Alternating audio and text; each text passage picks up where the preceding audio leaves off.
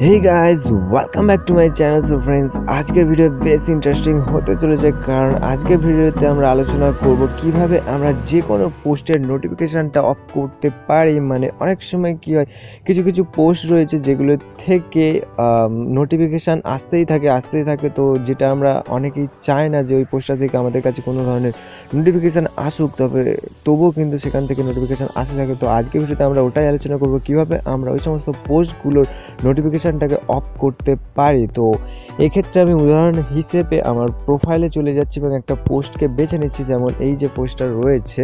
তো এই পোস্টটায় যদি আমি নোটিফিকেশান অফ করতে চাই, তাহলে আমি কি করব, এখানে যে উপরে যে 3 ডট রয়েছে আমার নামের পাশে দেখতে পাচ্ছেন 3 ডট রয়েছে, বা যে পোস্টটা আপলোড করেছে তার নামের পাশে যে 3 ডট থাকবে, সেই 3 ডটে আপনি ক্লিক করবেন। ক্লিক করার পরে একদম উপরে যে অপশানটা রয়েছে turn off notification for this post, তো এটা আপনি জাস্ট ফাইন্ড করবেন এবং ওখানে একবার ক্লিক করে দেবেন। দিলেই দেখতে পাচ্ছেন এখানে পোস্টটা আনফলোড হয়ে গেল। তো আনফলোড হয়ে যাওয়া মানে এই পোস্ট থেকে কোনো রকমের নোটিফিকেশান আর আপনাকে ডিস্টার্ব করবে না।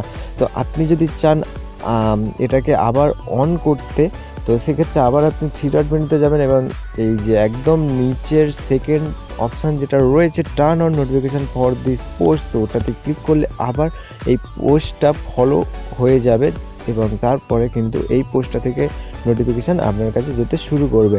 তো এইভাবে কিন্তু খুব সহজেই আমরা যে কোনো পোস্টের নোটিফিকেশান অফ করে দিতে পারি। তো আজকের ভিডিও কেমন লাগলো অবশ্যই চ্যানেলে কমেন্ট করে, ভিডিও যদি ভালো লাগে অবশ্যই একটা লাইক করে দিও, কারণ তোমার একটা লাইক আমাকে মোটিভেট করে পরবর্তী ভিডিও বানানোর জন্য।